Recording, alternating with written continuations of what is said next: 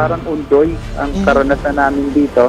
Dahil yung undoy, ganito rin nangyari habang natutulog ang lahat, biglang tumaas ang ilog.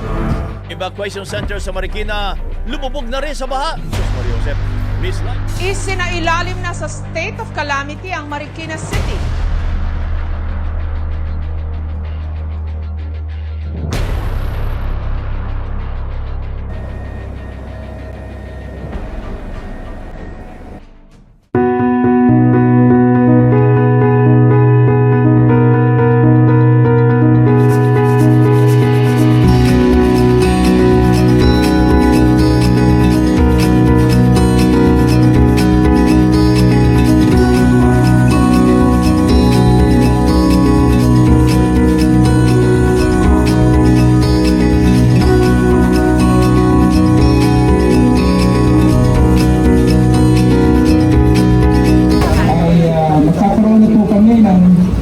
Mga permanent equipment na po pwede pong gamitin for the continuing dredging of the Marikina River. Being the river, a downstream river, natural ho yung siltation. Pag mayroon hong pagulan, nakikita ho natin, miski nilaparan po natin o nilaliman ng ilog, ay nagkakaroon po ng pagtipid ulit at pagbabaw dahil yung mga putik sa itaas na kabundukan ay dito ho bumababa sa Marikina. Kaya we decided to acquire some equipments to do continuing dredging of the Marikina River.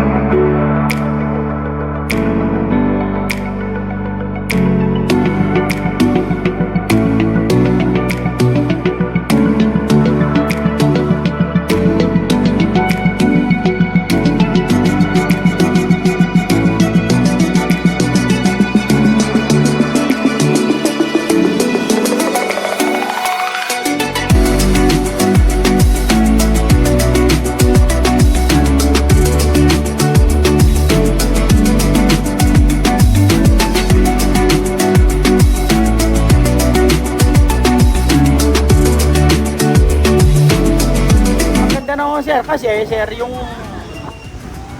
umabot na po ng 18, hindi na bumabaha. Hindi tulad ng dati, 17 pa lang, ano na kami. Yung takot na kami. Lalo na po yung bahay ko, napakababa. Sa lupa kami na pero ngayon hindi na kami kabado pag 17 pa lang. Lalong pinakamaganda, hindi na bumabaha at talagang gumanda ang Marikina rito sa tabi ng ilog dito. Sobrang effective po. Talagang ano namin ngayon na kasi kung dati yung ganung ulan medyo mahirap na magtiwala ngayon talagang nung na-dredge tapos yun nagawa nila mayor at saka ni congressman ay napaka-magandang bagay po dito sa aming lugar. Ganun din po, napakaganda po talaga, kasi nagliligpit agad ako po di naman po wala babaha. Napakabuti, napakaganda po talaga.